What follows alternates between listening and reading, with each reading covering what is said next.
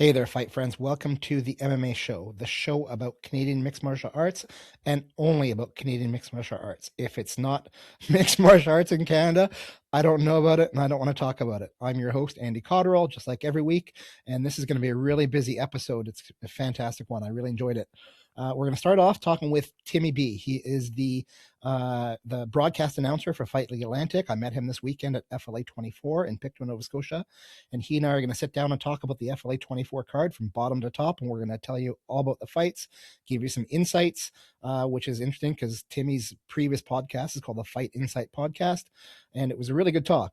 Next, we're going to move on to a conversation with Kristopher Bryan, who is fighting in the main event at Absolute MMA in Calgary this weekend. I will be there for that one as well, followed by Rory Gillis, Fight League Atlantic victor on the weekend, and he has a big announcement that he's going to share with everybody. So if you're interested, make sure you watch and listen. You probably know what it is already, but you can hear it from him himself.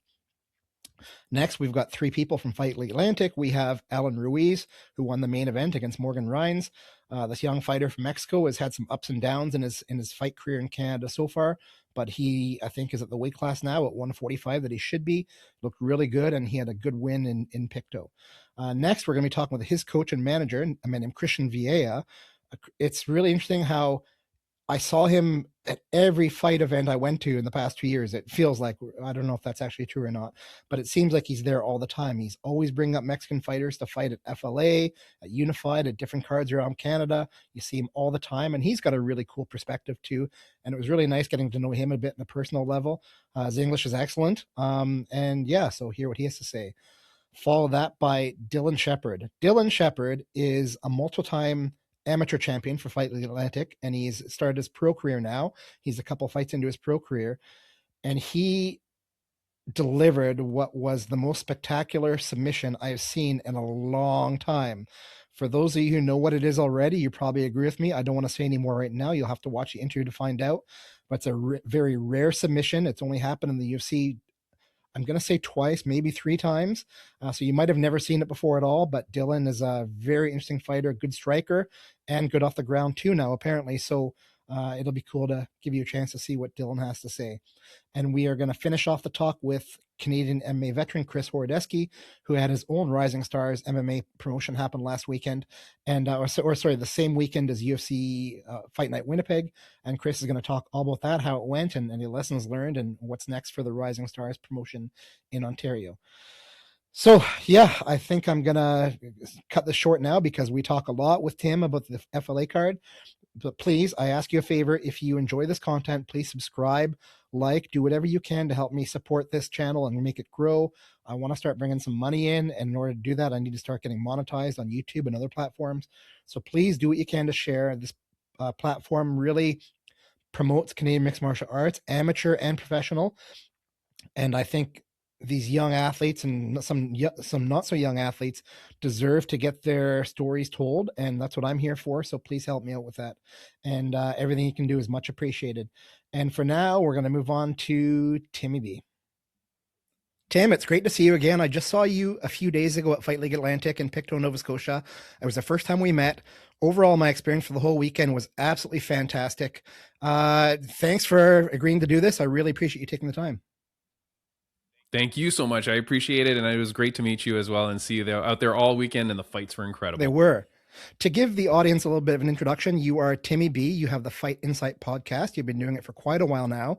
A lot of great stuff on your channel. I've watched a whole bunch of it. And another thing you got associated with Fight League Atlantic. And so you're actually living in Ontario, but you fly out there for the events and you do the commentating, you do the cage side broadcasting. Tell me what that experience is like and how you got involved with them. Oh, it's amazing. So I was doing the Fight Insight podcast, which is now on hiatus, temporary/permanent hiatus. I did it for about 5 years, 235 episodes or whatever it was. You can find them on YouTube if you want to come check them out.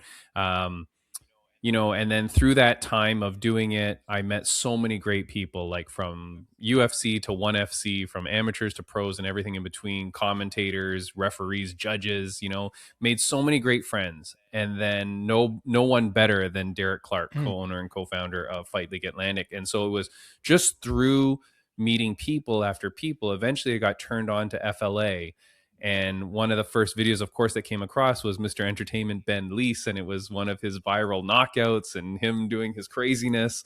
And it just went viral on my feed, and people were saying like, "Hey, you got to get those guys on. You got to get FLA stuff on." And so, eventually, met some of the fighters. Eventually, met Derek, and he is such a great guy, as is everybody out there. You know it obviously firsthand now. And at one point, he said, "Hey, why don't you come on down and check out the event?" I went out for FLA 11 was my first one, and then since there, it's been every event since. I've been going down there, and really graciously, he allowed me to start doing some commentary. I started it with actually on that first event that I went down, they were doing a double header. Sometimes they would do like a jiu-jitsu event on the Friday, they would do a kumite event, and then they would do the MMA on the Saturday. He let me do some of the commentary on that first night with the jiu-jitsu, because I said it was something that I always wanted to try. And then from there on, it kind of spurned. And there's I don't know if, you can't see it here, but here's all my staff badges that I keep very proudly. And been doing the commentary there, and it's been absolutely incredible. I help them out with their FLA Exposure podcast, obviously the pre-shows. Sometimes I'm doing backstage interviews, like whatever I can do to help put the spotlight on Fight League Atlantic and help put the spotlight on those incredible fighters. Yeah, it's interesting how I'd never seen you before in my life, and all of a sudden you were just overwhelming my feed for one of the FLAs. Like, you were on absolutely everything. You're the man in charge there. Derek and John are behind the scenes, but you're the man in front of the camera for a lot of it. You do a fantastic job, interviews, all sorts of stuff. And now I'm going to ask you a question that has been asked of me before, and I'm going to turn around and ask you. What's it like when you're sitting beside the cage watching the fights, but you're working? Are you able to enjoy the fights as a fan, or is it all work for you? It's funny you say that. Like, yeah, you enjoy. It's a totally unique way to enjoy it. Like, it's so different because it's now your job, and there's a lot of stress and pressure, man, on getting it right and making the content good and being able to highlight the fighters and tell their stories, but still be respectful of the fight that's happening and be respectful of your co-commentator.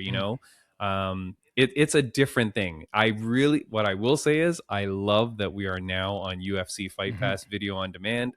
Of course, FLA 23 was our first event there. This was our second.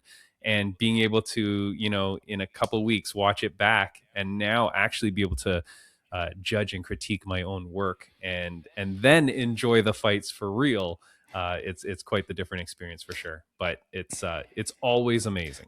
No matter what way you're doing it. That's a huge opportunity for you, because even though FLA, it's their second event now with Fight Pass, it's a tape delay, right? So like you said, you can watch it after the event.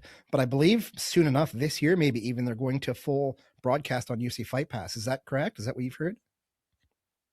I have not heard anything. I'm a mere cog in the machine, Andy, and I don't know. All I know is that this was our second event on UFC Fight Pass video on demand. Whatever it lies in the future, I'm super excited. But yeah, right now, if you're listening to this, you can go check out the live stuff on FightLeagueAtlantic.com and then watch the replay on UFC Fight Pass. But absolutely incredible, man. Well, every machine needs cogs to operate, so I don't say that as a dismissive thing. No, of course. Yeah. But yeah, once again, back to Fight Pass. This is a great chance for you to sort of show your face, get your name out there, increase your brand. So it's a really great opportunity for you. If you want to bring the Fight Insight podcast back or go more into MMA as a career, I mean, that's a great first step. Yeah. Like I've had like really great opportunities through my podcast and just through luck and through friendships and whatnot. But like I had interviewed TJ DeSantis, who of course is like a massive commentator, interviewed some of the ONE FC people, Brian, now I'm going to forget all the names off the top of my head, but the gentleman from Octagon MMA, from all over the world, different people, and just being able to meet all those guys has been absolutely crazy. And then now to see myself on UFC Fight Pass is like really cool, man. But it's all about the promotion. It's all about like, I'm just happy to be any small part I can play in helping them do better or helping them achieve whatever. It's just awesome, man. That's cool that you can make connections like that. Like, as for TJ, I've known TJ for years and years and years. He's the best. He is the best. Just ask him. No, he is on. Honestly, though, TJ DeSantis was so friendly and nice with me, shared so much wisdom, and I could reach back to those guys. Like when I first got the opportunity to commentate at Fight League Atlantic, I reached out to him and I said, hey, I'm doing it. John Mhm. Gooden from the UFC. Oh my goodness, why can I not think of the gentleman's name at ONE FC commentator? This is bad podcasting right now. Mitch Mitch Chilson. Chilson. Mitch Chilson and Brian Lacey from Octagon MMA. And I would reach out to all of them and I would say, like, hey, I'm going on. Can you give me any tips? And all of them, TJ included. TJ sent me like a video thing, like absolutely the greatest people in the world, man, that Mhm. help out and would share some pointers and some tips. And it was absolutely incredible, That's man. fantastic. Always Well, I'm happy awesome. for you. Yeah. Well, maybe Yeah. at this Yeah. point, Tim, we can move on to the FLA card and start talking about some of the fights. Let's I'm do just it. going to break out my handy dandy portable handheld electronic device and bring up my Yeah. preparations, my notes. So we're going to start from the bottom of the card. First fight of the night, Brady Rushton against Riley Johnson. I'll let you go first. If you walk out to Shawn Michaels, the sexy boy, you have to put on a show, man. And both these guys, I really love them both. Brady Rushton, a guy that I've known and met before and watched him fight before. He's a very cool kid, man, and I'm excited for him and for whatever his future holds. But ruthless Riley Johnson was not to be denied, man. Those two guys just went at it like tornadoes. By the time I finished the sponsor read, the fight was over, man. It was like very fast, just frenetic. They were just throwing everything at one another, and Riley Johnson gets it done, man, and then does the Shawn Michael flexes. Yeah, it was pretty cool. I was having a quick bathroom break before the event started, and as I was getting ready to go out, the ramp that you had to walk down to get the cage, which is really the only entrance, it was Brady Rushton had already gone down, and Riley Johnson was sitting back there, and I saw him with his blonde hair, and I was like kind of filming a little bit back there, kind of creeping on him, and I walked out with him like 10 feet behind him, actually. We're 20 feet behind him when he walked out. I recognized the song right away. Loved it. Love the attitude. It's a great gimmick to get people interested in you. But with any gimmick, you need to be able to back the gimmick up, and he did that. And he looked really good. Yeah, dang straight. He came out really strong. Brady defended strongly for a short duration. Then Brady rushed him and got some pops in, but then Riley got on the ground and took him out. And something about Brady Rushton, and this is something, Brady, if you're watching, you got to know, man, like I've been told that your training is not really where it should be. And by that, I mean that, I'm not quite sure that Brady Rushton puts as much training and time and effort into as he should if he wants to be a fighter. Well, go ahead. Yeah, I think he had some gym issues and some changes with some gyms, which I unfortunately did that. He took the fight on short notice. Obviously, Riley Johnson had a different opponent, and so Brady kind of comes in to save that fight. So kudos to him, man. I don't think it was any slight on him that he wasn't preparing in the way that he should, but the fight was on short notice, and due to some gym issues, I think that's what kind of led to that. So you're right. For sure. But hopefully in the future, man, hopefully this kid comes back and dedicate yourself and get in there, man. He's a good kid and he can do great things. Yeah, I agree. From what I saw, he looked like he was good. He had some talent. It's natural talent, but with natural talent, you'll have to develop it. And you're right. Let's give him a chance and see where he can goes. I think his brother Kenzie, I met him, a very nice young man. I think does he fight too as well, or is he going to? Yeah, I haven't seen him in the FLA cage myself, but he is a fighter. But both of them, I was talking to them and they were both saying about the gym stuff. So it's been a little bit off. Yeah. And but yeah, man, look, all these kids are amazing. And the thing is too, is like this is in the amateur division. So go get that experience, right? Aside from the fight experience, it's all the psychological experience, getting used to the weight cut, to being in there, being under the bright lights, man. I've been to so many events, and like the FLA lights in the show is a big, big deal. So like to get the experience there, let that all wash over you so that every time you go out, it becomes more natural. You can only grow as a fighter, and it's amateur, man. It's fine. I'd love to see him in the advanced amateur rule set as well. Like, when you're in the amateur rule set, obviously there's less strikes that you can do, but not only that, but then the referees are a little bit more lenient, cautious. Yeah. Right. Yeah. So getting into that advanced amateur and beyond, it gives you the ability to kind of fight things out that I know these kids can do. That's a really good point, Tim. I know during a few of these stoppages that happened this night, there were some that I heard whispers in the crowd, not whispers, but people talking. There was an early stoppage. What they don't understand is when it comes to amateur, there has to be what's called an That's right. overabundance of caution, right? These are not professional That's fighters. right. These are people getting experience. If you get taken down and you get a little bit of ground and pound on you, even a punch or two, and you get the fight stopped as an amateur, you have to be able to be fine with that. You can't be upset. It's not a reflection No. on your overall skill set. It just means that they're giving you an opportunity to get back in there, stay healthy, stay healed, and keep training and fight again.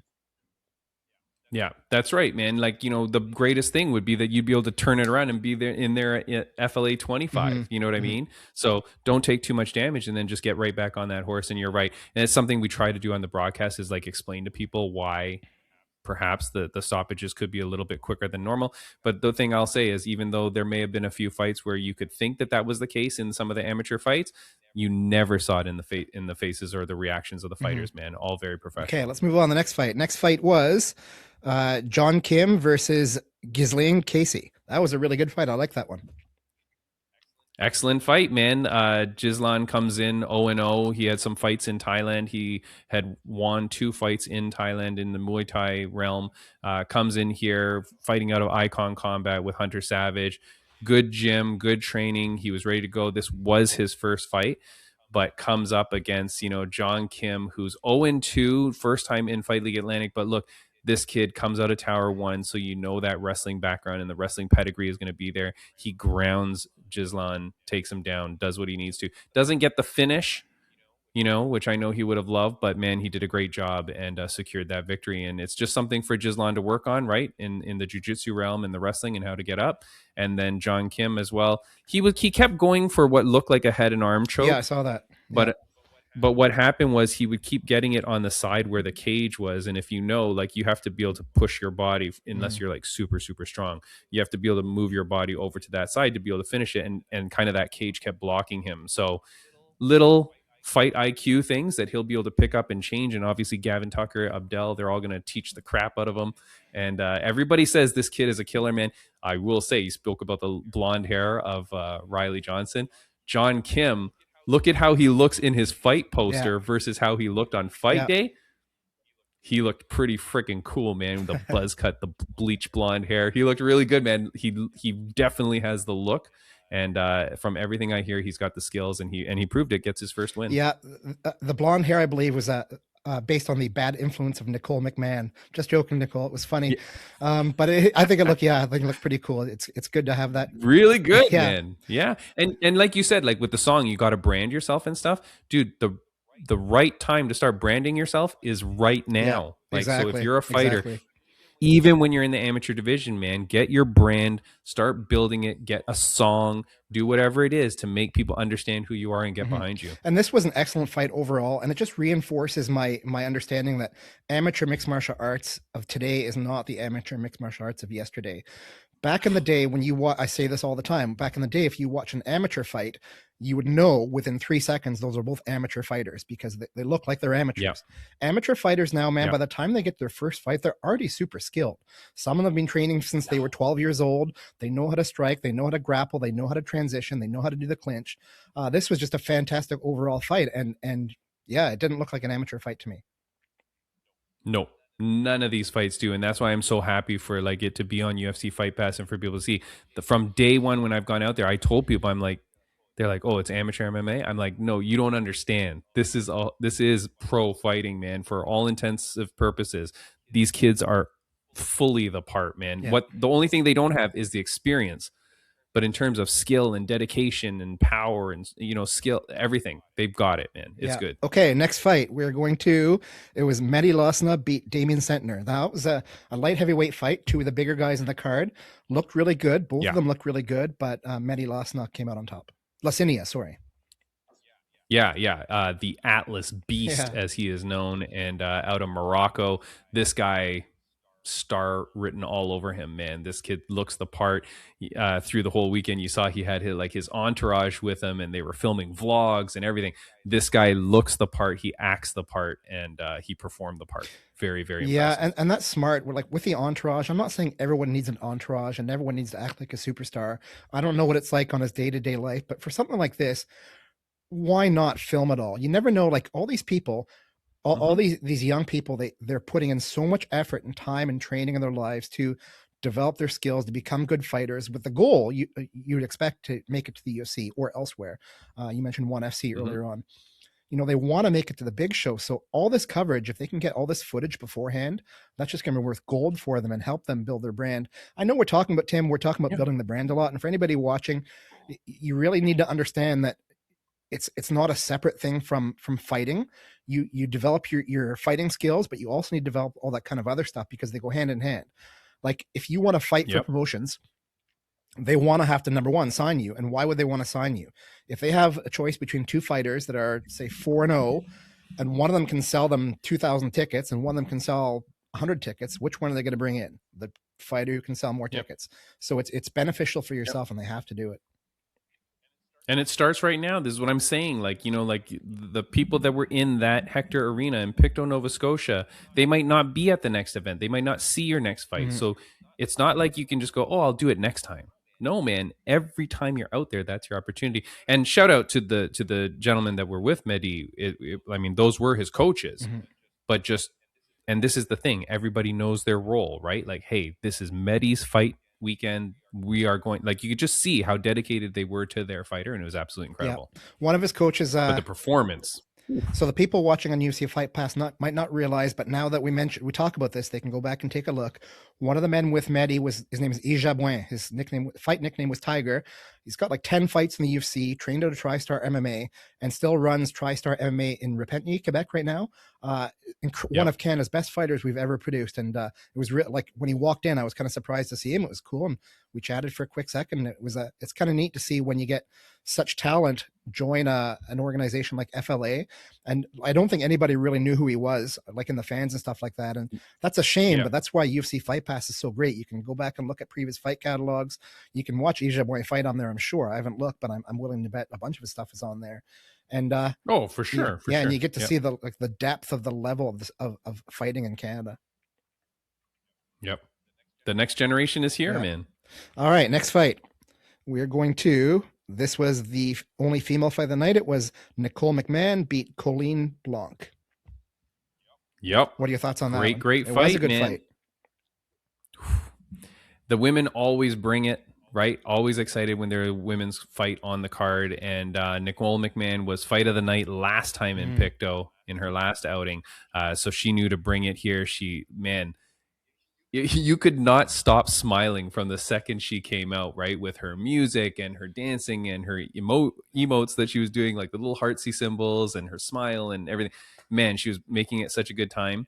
And her opponent, first time in the promotion, Colleen Blanc, out of Montreal, Quebec, by way of France. Great fighter. The only thing with her was that she was very on her back foot a lot. And so it seemed like, and I think I read one of Nicole's posts, or maybe it was when I was talking to her after, even Nicole knew, like, oh, she's trying to goad me in. She's trying to make me overcommit, right? Like, that's why she kept pulling back. And so Nicole was like, but I'm not going to play that game. So it was a little bit like throwing a lot of like touch punches, like getting a lot of distance, but not really committing to the strikes. Colleen looked very dangerous, and I feel like if she had more forward pressure, the fight could have been different. But kudos to Nicole, man. Did everything that she had to. They were trading high head kicks. How many times did we hear the feet snapping off each other's jaws? It was crazy. It was like one for one at one point. It was like, pap, pap. Like, it was great. Good fight. Strong fight. Another excellent fight. Colleen Blanc did look like she was very skilled. And I think your assessment is pretty bang on. She was, sometimes you get the fighters who retreat and you get another fighter who advances. And, that can make a good fight. It's also, there's different styles, right? So you might have two fighters that are both aggressive and going towards each other. That can make a banger of a fight. When you get a fight who both the fighters are counter punchers and they want to sort of stay back a little bit, those can be a little bit boring on the side of times. But these two ladies balanced each other out this fight. I thought it was really good. One thing I really like about Nicole, and this is my first time I saw her fight in person, and I mentioned this later on, is that she's got some dog in her. And by that, I mean, she was aggressive. She was gritty. She wasn't stopping. She was nonstop forward momentum. And even though, like you said, she wasn't overcommitting, she was committing. She was the one pushing the action. Oh, yeah. Yeah. Oh, yeah. Yep. And, I'm not insinuating. It was just really good, I thought. Yeah. She just wasn't falling for the traps. Exactly. And like, and credit to Colleen for setting the traps, but it's very, very smart of Nicole not to fall for it. And of course, when you got Gavin Tucker in your corner, right? Like he's going to be yelling instruction at you. But no, great fight, man. Both of them. And like the thing about Nicole too, you know, she's 34 years old, I think.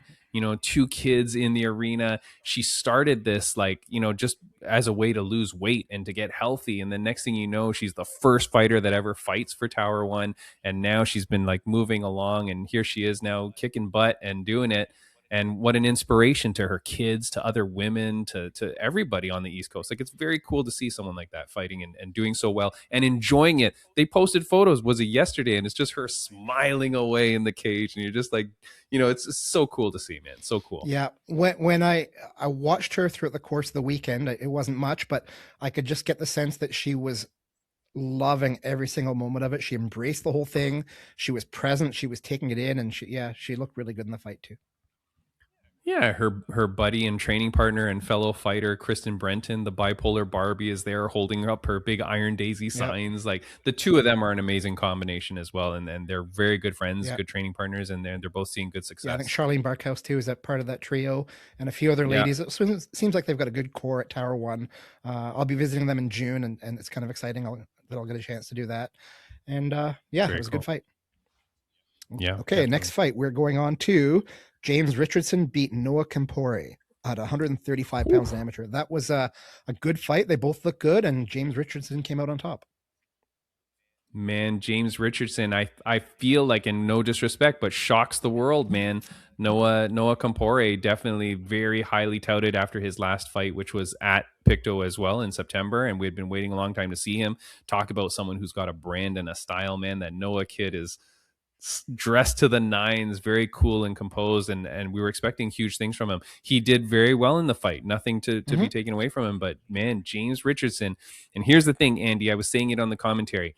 James trains at Grant's Martial Arts with the Weapon, Bretton Maloney, and Tiger, Matt Tiger Harnish.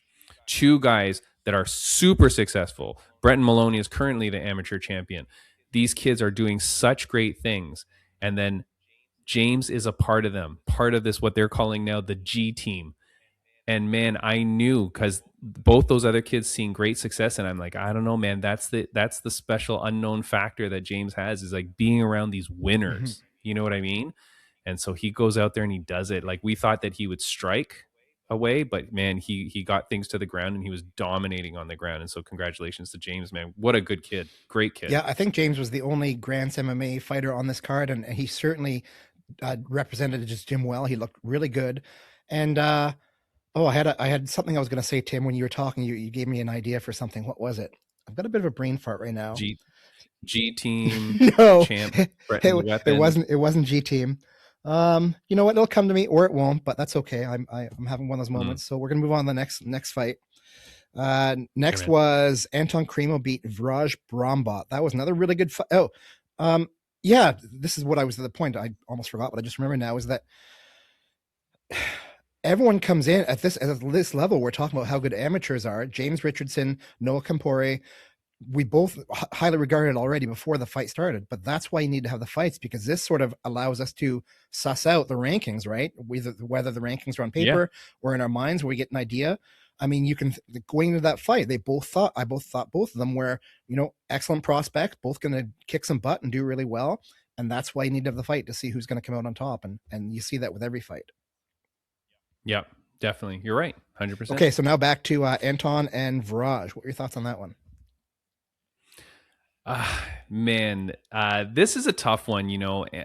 First of all, Anton Crispy Cremo gets the victory by a TKO stoppage. This one would be the one that you're saying the crowd might have been making a few whispers about. This one, Anton lights him up. Anton Crispy Cremo has that name for a reason. Very crisp hands, lights him up to the point where Vraj turns his back and runs, right? Anton does not let up, keeps striking. Eventually, there's a flurry of strikes. Vraj looks very rocked, but he recovers, and the referee does not stop it. Then they kind of move back again. Anton hits with a few shots, but then is kind of in a pause. Vraj is kind of standing there, not wobbly. Then the ref stops it. in terms of it being an amateur fight, I do think it's the right thing, man, because it was like he had taken a lot of shots. It's just for the visual aspect, I wish he had stopped it earlier rather than at the point he did. But c'est la vie, that's how it is. What I will say here, Vraj Brombat, his last fight was like 2 years ago and also had a controversial stoppage. Oh, no. And so he had spoke on the FLA Exposure podcast about going back to India and meditating and really trying to get over that loss because of how emotionally difficult it was. You know, it was like a high head kick. I think it was I forget who it was that he fought, but high head kick dropped him, and even though he kind of popped back up, the ref stopped it just because it looked devastating. You know, that was his first loss. It was devastating. And then this one happens. And I really hope that Vraj is okay, not physically as much as mentally, man. I hope that he can recover from this, understand that, hey, that's okay, and then get back on that horse and do it again. You know, I really hope that he's able to emotionally or mentally recover from this one a little bit quicker, because it was a tough one, man. It was a tough stuff. And that fight, man, I did want it to go on because this was going to be It was a good fight when it was happening. Yeah. Oh, crazy level again, amateur fight or advanced amateur. Was this one advanced amateur? But man, great fight.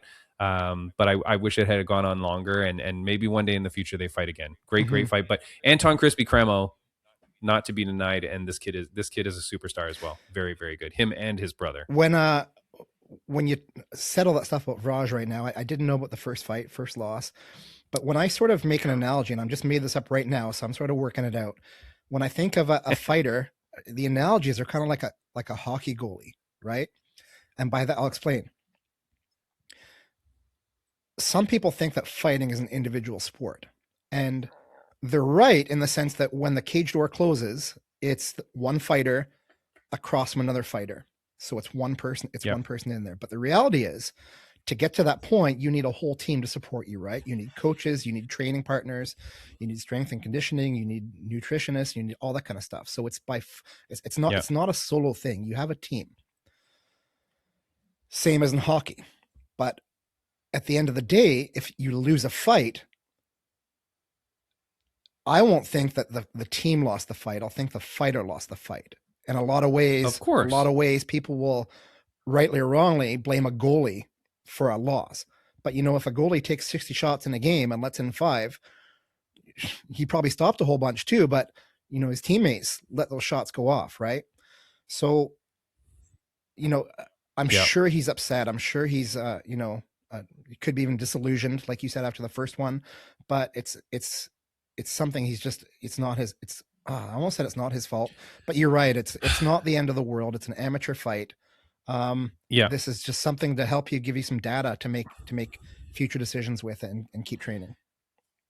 Yeah, and that fight that he lost out, I thought it was Matt LeBlanc, but I was confusing myself because Matt then fights in the next fight. So yeah, it was Matt LeBlanc that did the head kick that dropped Vraj, that lost that. And then, like you're saying here, yes, you're right. However, one of the things on my podcast that I always used to keep track of was the losing streaks of certain gyms.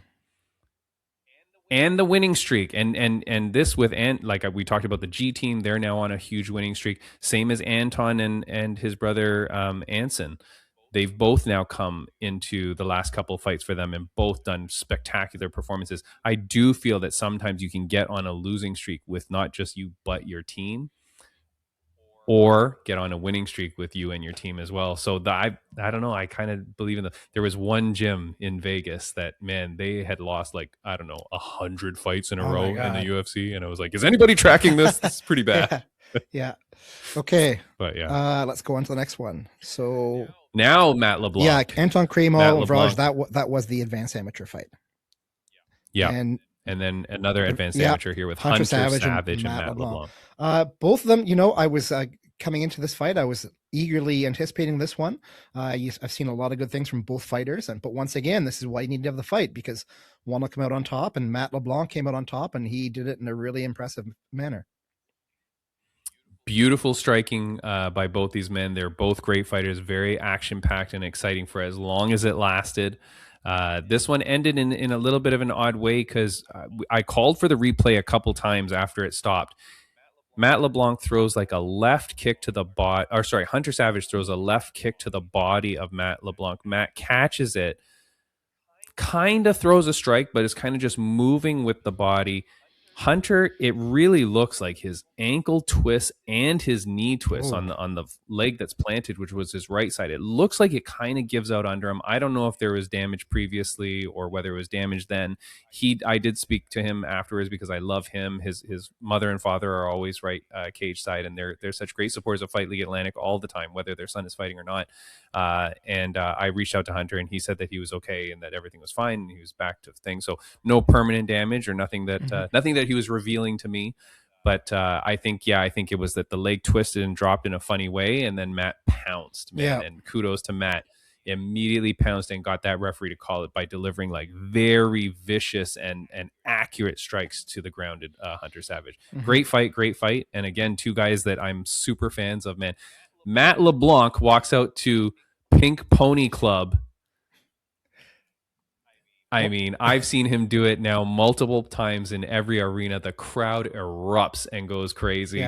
Yeah. He much like Nicole McMahon, this Matt LeBlanc just walks to the cage, smiling, dancing, singing Pink Pony Club, and the crowd just loves this kid, man. I'm so happy for him. Great success for him. Yeah, it was the first time I was really exposed to Matt LeBlanc this weekend. I'd seen one of his fights before, but I don't really have a big recollection of it.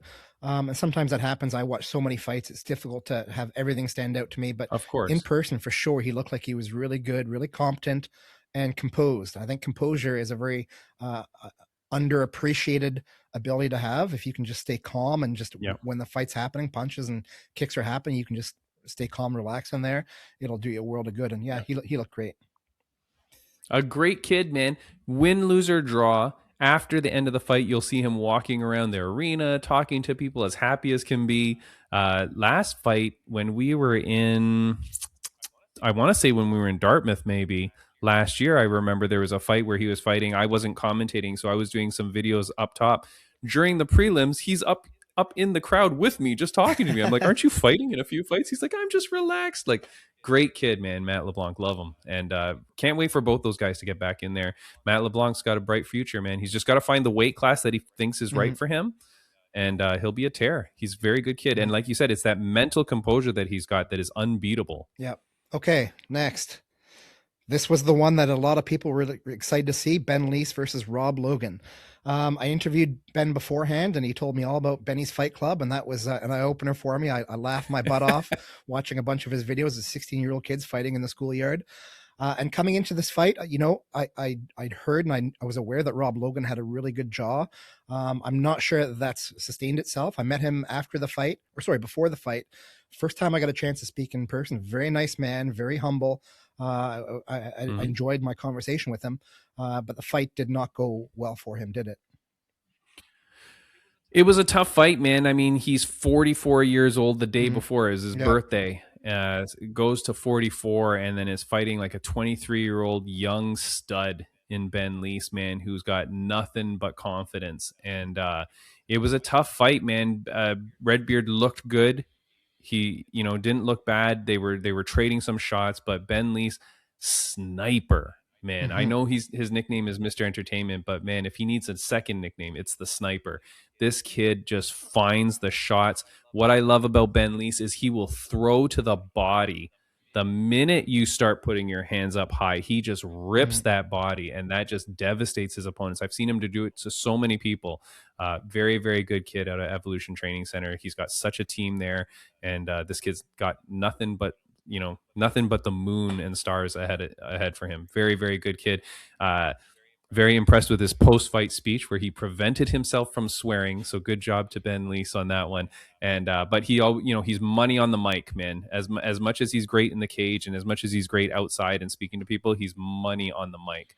And that's what really sells him. Yeah, for fans watching now, he got in a little bit of trouble at the weigh-ins after he made weight. He said, "F yeah."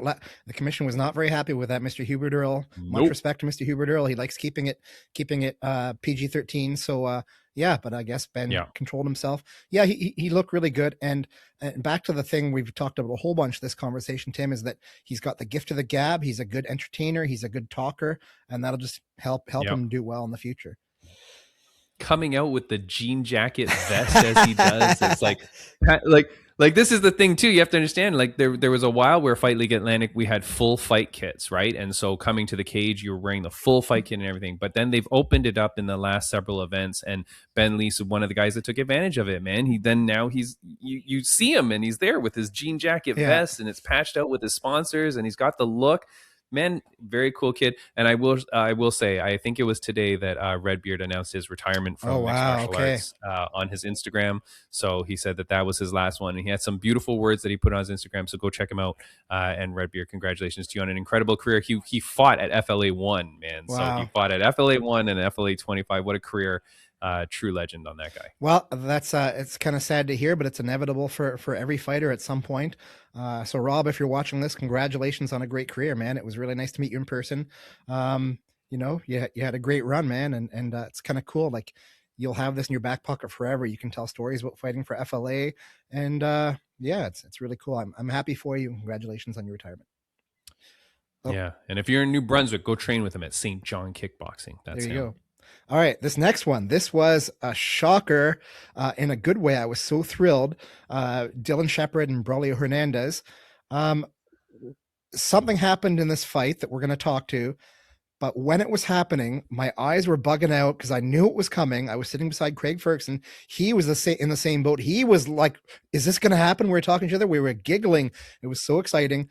And Dylan Shepard nailed a freaking twister, man. And that was just thrilling for me to watch. What did you think when you saw it? I mean, I was aghast. Like I couldn't believe what we were seeing, and thank God there was two commentators on the table, because then Dave Manueli, who's next to me, and Dave is going crazy. Like, he's a jiu-jitsu guy. And he's like, "Okay, it's a twist, it's a twister." Like, and we're, I think, like, I heard you guys, yeah. Right? And then when he gets it done, man, it's like, what the heck? Now, forget all that. I then see him after the event is over, and I'm like, dude, a twister? And he's like, that's my favorite submission. Yeah. I'm like, who practices the twister on? Like, that is such a crazy move to even do. And you understand how many times you have to do that to the point where your muscle memory can do it in the middle of a fist fight? Crazy to go for that and to get it done in a professional fight, right? Like, this is not an amateur where you're fighting some schlub. Like, you're fighting another professional fighter, and you pull that off. Devastating. And it looked like it hurts so bad. Ooh. Well, it's a spine lock, man. It's like tears your spine off. So yeah, I guess it would hurt. And fight friends, if you're watching this, go back a few posts and you'll see I actually posted a video clip of the twister happening. And stick around. Make sure you don't hang up after Timmy and I are talking now. Watch later on where I talked to Dylan Shepard. He's going to explain the setup. He's going to explain everything that happened leading up to that twister. He's actually been ready to give a twister before in amateur fights, but it's not allowed, so he didn't do it. But he was ready for it. And it was really cool. It's exciting for this young man that, this is going to make a name for him, I think, and have put a lot of people on notice. Yeah, man. Highlight reel, right? He has a highlight reel spinning hook kick finish in Fight League Atlantic in the amateur division. Now he's a 2-time FLA amateur featherweight champion. Like, this kid's got a lot of accolades. He goes out, he's trained before at Niagara Top Team with Cam Nelson, so he's getting good exposure there. For this camp, I think he went out to Montreal to train at H2O, if I'm not mistaken. But, this kid's going places, man. He's diversifying his skill set. He's learning. He's making all the right moves. So really good for him. And this just shows that at this level now, so he's only at the start of his professional career, but he did have an extensive amateur career. But it just shows you, like, if you want to be super successful, like get to the highest levels, you have to be fully committed. You said Dylan's traveling. He's gone to Ontario. He's gone to Quebec for training camps. Sure, it's possible for you to stay in your home gym somewhere in whatever town you're in and find some success there. But I would say it'd be very difficult to reach the highest levels unless you go out and get some bigger exposure somewhere. You can do a bit of both. I know a lot of Quebec fighters, they spend and say Aaron Jeffrey in Ontario, they train at Niagara Top Team, or they train or TriStar, and then they go down or Patenode, and then they go down to Florida for half the training camp or something. So you can mix it up, but you really need to be fully committed to be successful. Yep, definitely. That's what he's doing. Yeah, well, good for him. It shows, man. He was amazing. Okay. Next, we have the co-main event, and this was kind of sad, the ending of it in a couple ways. Rory Gillis versus Derek Bergen. Rory, fight fans would watch, you'll be hearing from Rory himself right after Tim hangs up. But yeah, it was a win for him, and it turns out this was going to be his last ever fight. He's retired. What did you think when you heard that? I wanted to jump in the cage and stop him. Like, no, I do not accept his retirement. I don't know if like there has to be like a vote on this or something. Do we just allow guys to retire whenever we want? No, this guy friggin' 5-1 in his professional career. His one loss was a very great performance by the other gentleman, but like it was not that he was getting beaten. It was in that a fight quick in choke any and way. he got caught. Yeah. Yeah, he gets caught in like the first second. You know what I mean? Like literally the first second of the fight, he gets caught and then gets stuck in a choke that he can't get out of when he's all dry. But 5-1, I have seen this man do incredible things. He's a former FLA amateur champion as well. And that guy was UFC bound. I mean, here's the thing that's crazy, Andy. Like you have a guy who literally would be UFC bound, in my opinion, whether it's like, in one fight or two fights or three fights. But this guy had everything in the making, man, to be a UFC fighter. So to give it all up, he's a firefighter.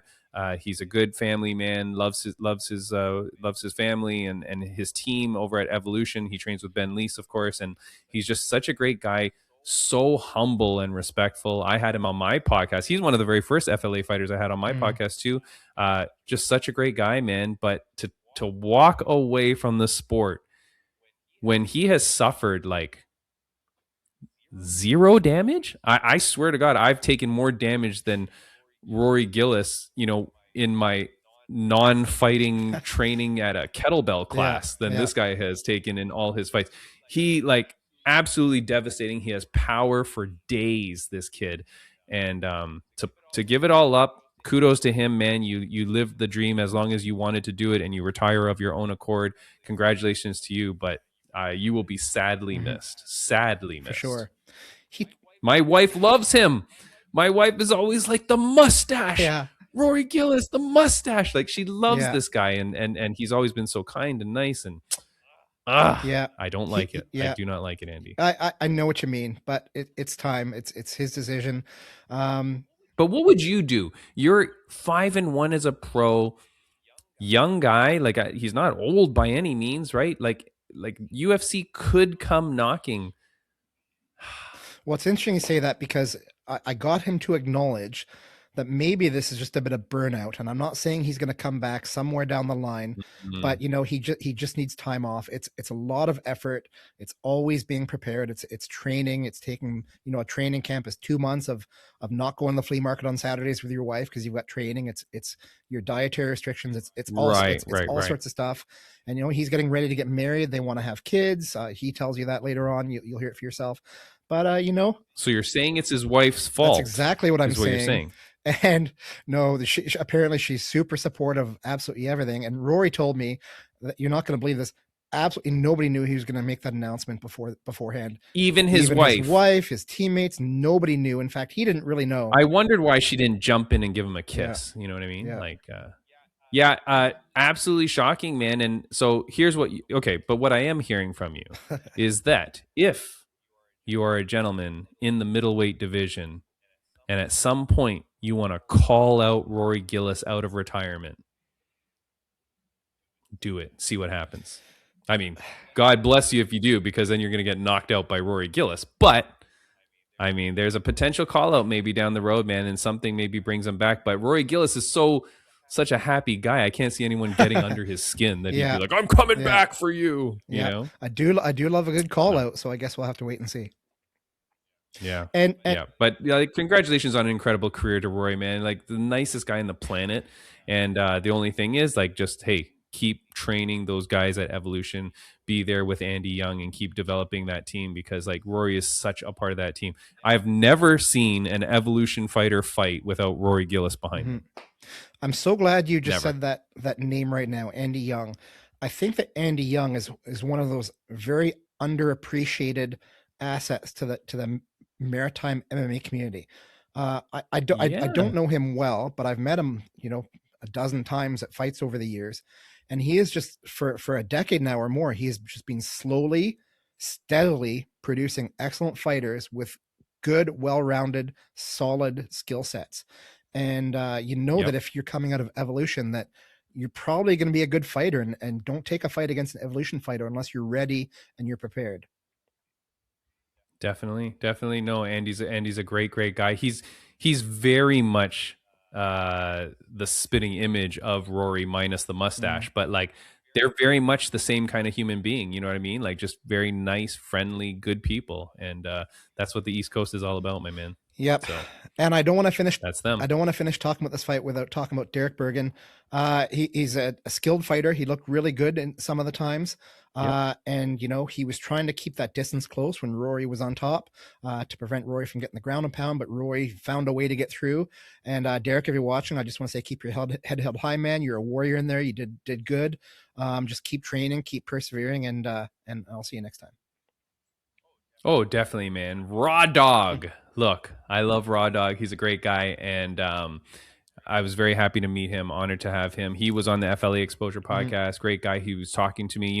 Here's the thing: when I'm preparing for an event too, like I'll message the fighters to try and get some information. Everything. He was one of those guys that was immediately writing back, sharing stories, and just being a great guy. So very, very nice guy. A good addition to FLA. I hope we see him back. Yeah.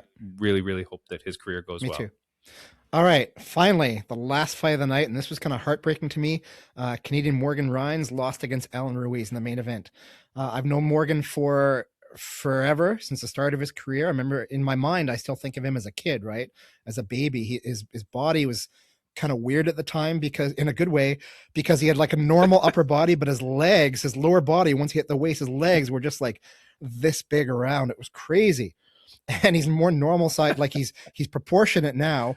Super skilled, Yeah. and I felt bad for the way this fight happened, but Alan Ruiz won a split decision, and it was deserved. It was fair decision, I think. Yeah, I mean, congratulations to Morgan on eventually becoming proportional. That's what we're learning. that'll be the clip for this, for the video clip for this fight. Yeah. Really proud of you, Morgan.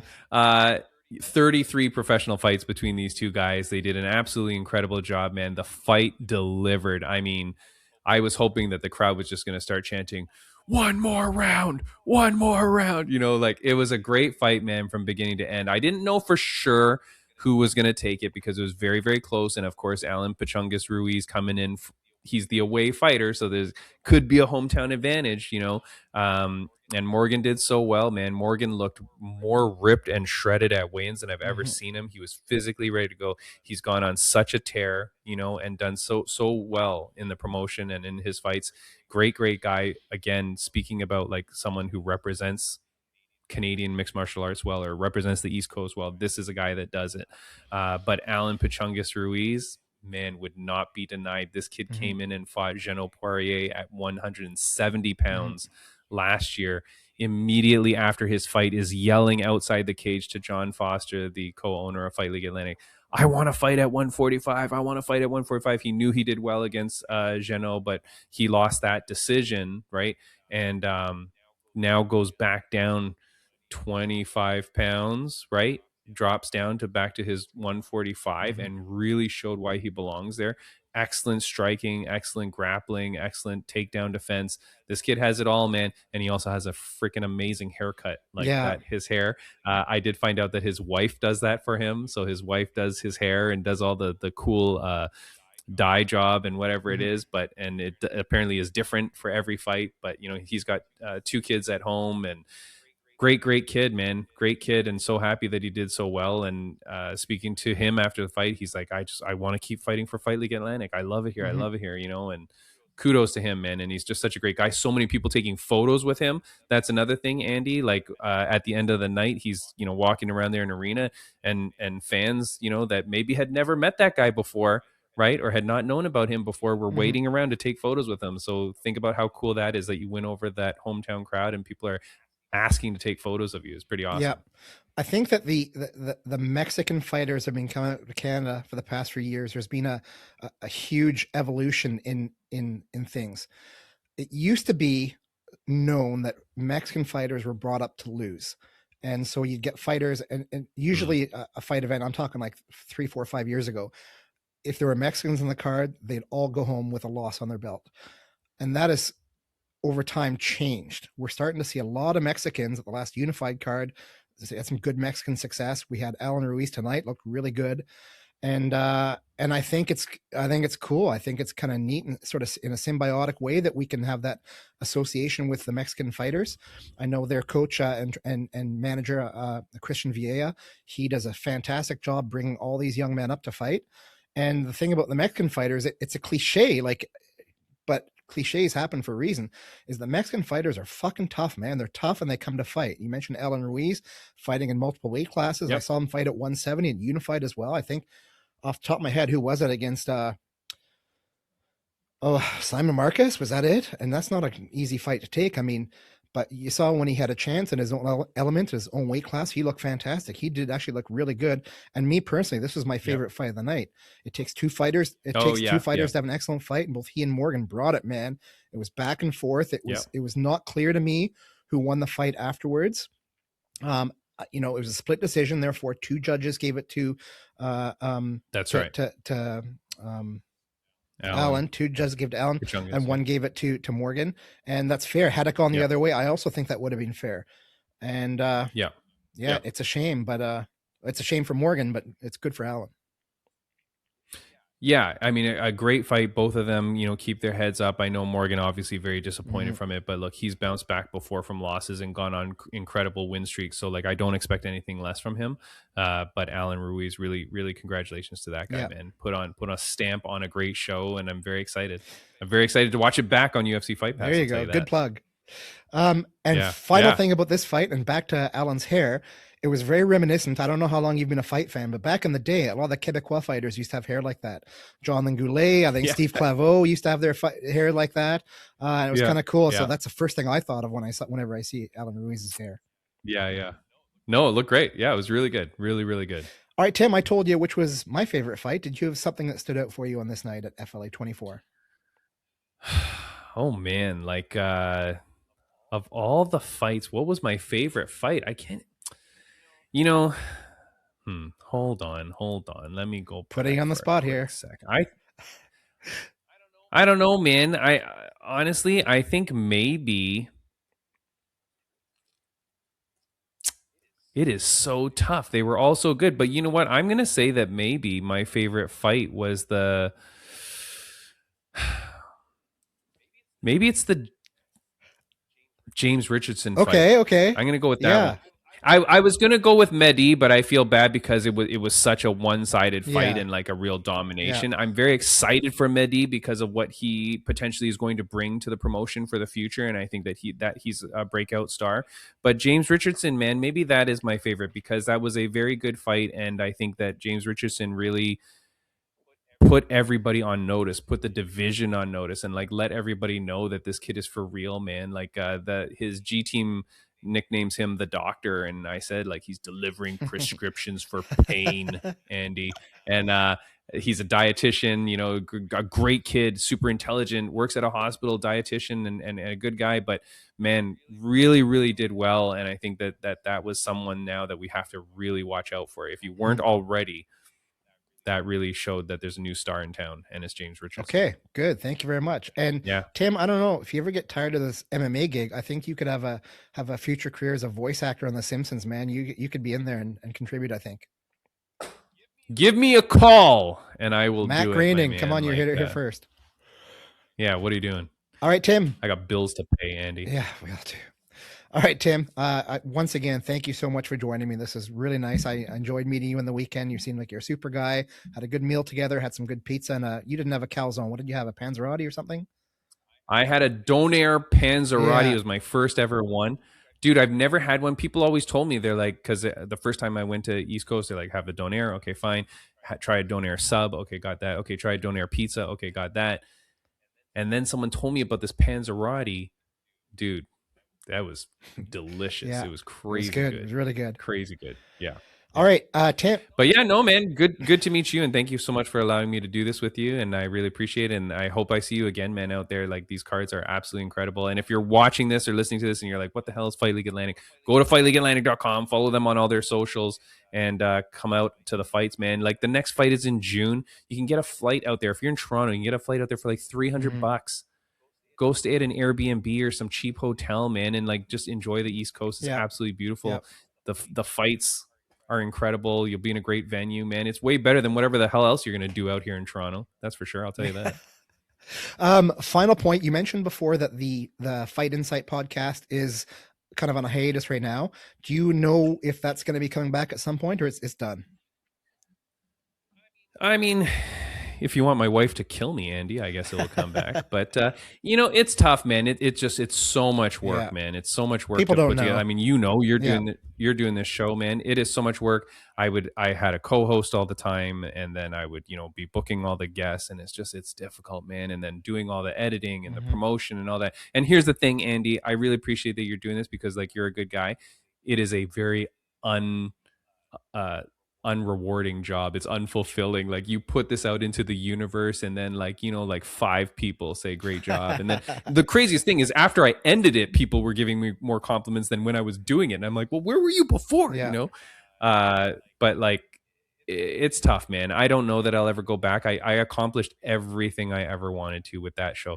My favorite guest of all time, my favorite fighter of all time was Bobby King Green, and he came on my podcast. So, and he still messages me to this day, man. Awesome. And Brian Bam Bam Barberina became a good friend of mine, and I found this dream that I never knew I had with Fight League Atlantic and doing commentary that I never knew I could do, and all the people that I met around the world. The main announcer for all the MVP events with Jake Paul, Big Mo. He's the big, tall, blonde hair guy. I had him on my show back before he hit it big. And, so just seeing all these people, and we still message and talk, it's like amazing. The one thing I miss the most, Andy, and if you ever end this show, it's what you'll miss the most, is meeting all the new people and meeting all these new friends. Yeah. Because now week to week, I'm like, oh, I'm not meeting new friends anymore. But like before, that's what you were always doing. So that's what I missed the most. But man, it was so much effort. It was so much. So well, Tim, I don't know. But if anyone wants to buy my remainder merch, if you want to buy this hat, I'll sell it to you for a good, I don't know, it's vintage now. So maybe 20, 30,000. I don't know, nice. whatever this would go for. Make it 35. Yeah, that's 30. I'll round it to the closest 35,000. Yeah. Yeah, man, it's great. And I'm still doing stuff. I do interviews, like I'm, with the FLA, I do that stuff, and I do interviews on millions.co, and I do some shows there and stuff like that. So, yeah, I'm still heavily involved, man. But Fight League Atlantic has my heart for now, and that's where I really want to focus most of my energy. Well, I think your heart's in a good place. And Tim, thank you for everything you've done in the past. Thank you for everything you do now. You're right. I hope to see you again. I will see you again at a future FLA, or maybe even elsewhere. Who knows? Maybe at the Toronto Pearson Airport. But all the best, and you take care. All right, buddy. Thanks, man. Right. Have a good one, Cheers. My friend. See ya. Bye-bye. Rory Gillis, I feel like I just spoke with you a short while ago before your last Fight League Atlantic fight. I saw you again this past weekend. You defeated Derek Bergen in Pictou, Nova Scotia at FLA 24. Congratulations on that great win, but that's not really why we're talking today. It was a good fight. You won, and then after the fight was over in the cage, you shared some pretty important news with the fans listening. Would you mind just to our viewers right now, just reiterate what you said and maybe what you were thinking? Yeah, so that was my last fight. I retired in the cage. Didn't tell anybody I was going to do it. Just kind of knew this week that that was going to be the last one. Yeah, it's a big commitment to be fighting full time, and yeah, I guess I seen like some of my younger teammate Ben. I can see that he's in a different headspace, a headspace I used to be in, and I've just been kind of recognizing that in myself. I still love the sport, still going to be involved in it, still going to be coaching, but yeah, I think my days as a competitor are done. Was this a long time coming, or is it something that just came to you in a flash? It came to me, I guess, yeah, a few fights. I've been thinking about it, but yeah, this week I knew that this was the last one. Just yeah, life's busy. I got my full-time job. I'm getting married in the fall here. Yeah, just looking to go on to other things. But like I said, I still love the sport. I still gonna stay involved in it and still gonna train all the time. It's just a different level when you're preparing for a fight and getting in there. A different mindset, I think that you got to be in. Speaking about different levels, I think, especially with this win over Derek Bergen, who's a good opponent, you were reaching a higher level as well, so that in the future, I would have imagined you'd be facing opponents of a higher caliber. Derek Bergen was a good start, but you'd be looking at going maybe to other promotions or bringing in top tier guys to face you, because you'd be the kind of guy who people would be looking at to go to the bigger leagues, maybe the UFC or something like that. So to get to that point, I mean, you're already putting in a huge commitment in training. People might not understand. Actually, no, you know what? Our viewers who are watching this probably understand, because a lot of them are in your shoes. They know how much time, how much energy, how much commitment, how much everything of your life revolves around getting ready to fight. That, you know, even if you're doing that already at this level, just imagine if you got to the next level, it would compound, I'm sure. That had to be a consideration for you. Yeah, I'm only going to be fighting tougher and tougher guys, and there's some good guys in Canada up and coming who are hungry, and I know they would be thrilled to be testing themselves against me.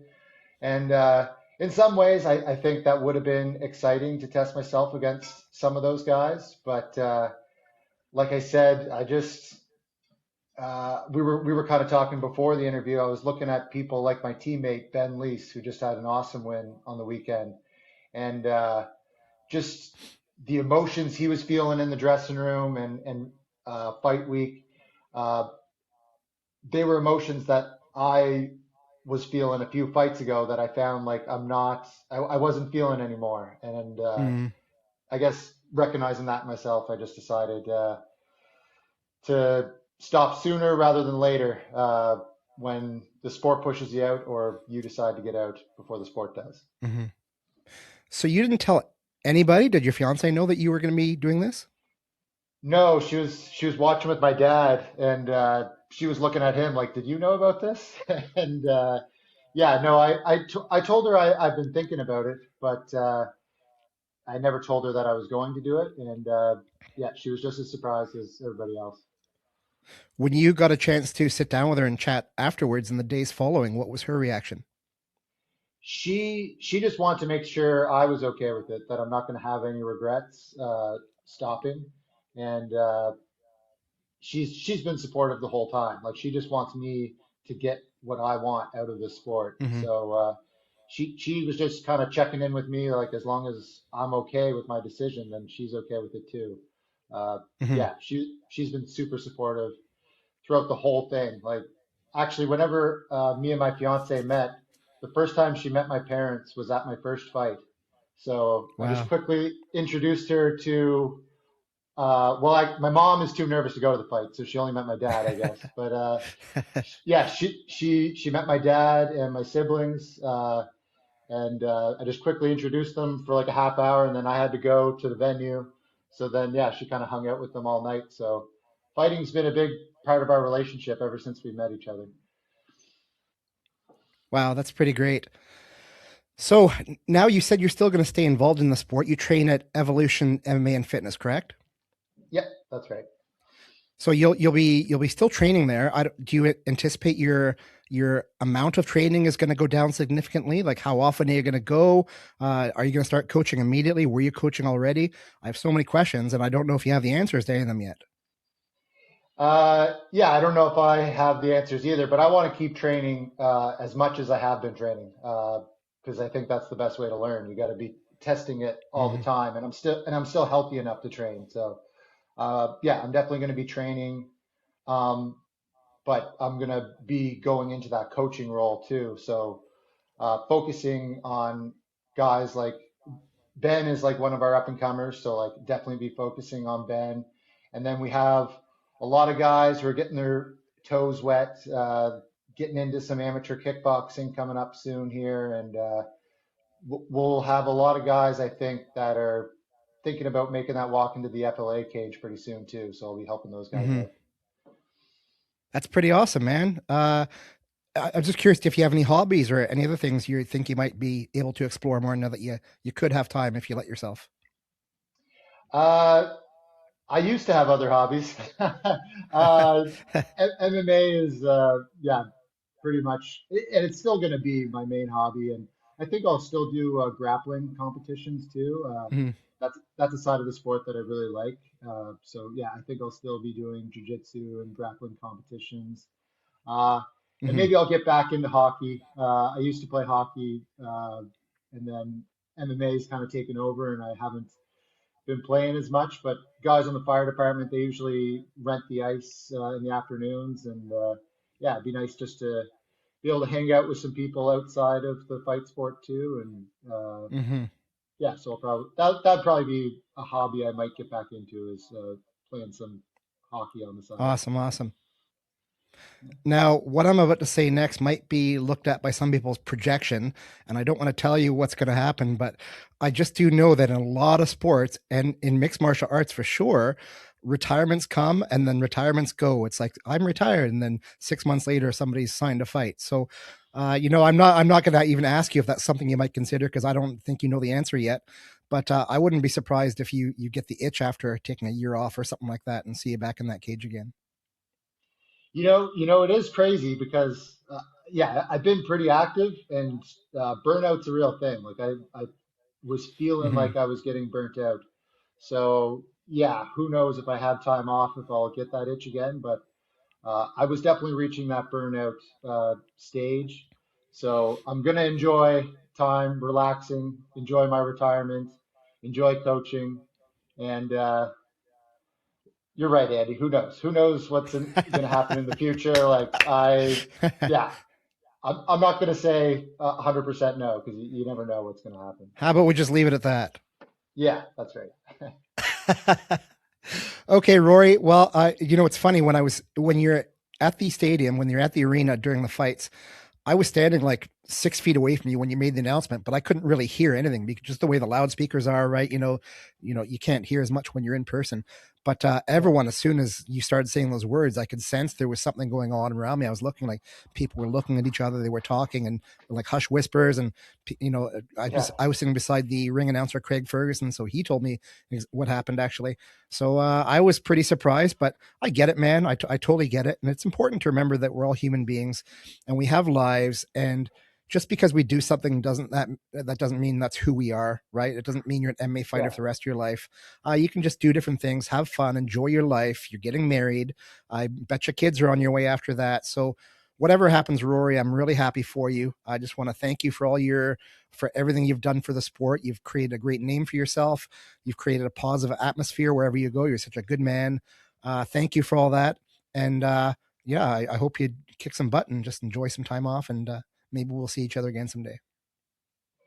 Yeah, it was awesome meeting you at the event, Andy. I'm glad I was able to meet you before I actually did retire, and you got to see me compete live, which was pretty cool. And hopefully, if you're back at FLA, I'll get to see you in the crowd. I'll be around coaching, so I don't think I'll be missing too many FLA events anyway. Yeah. Unfortunately, I won't be at the June event, but hopefully again later this year, I'm going to make an effort to come out. So we'll see. But anyway, Roy, thanks for everything. Any final words before we go? Final words. I just want to thank my friends, family, everybody who supported me. My fiance, like I mentioned already, she's been super supportive throughout whatever I want to do. Everybody at Evolution who's helped me get ready over the years, like people have dropped what they're doing whenever fight camp time comes around. It's not easy to get people to come in on a Saturday. So those people who come in on a Saturday to help Shark Tank us, I appreciate everybody. And I'm excited for my teammates for what they're going to do.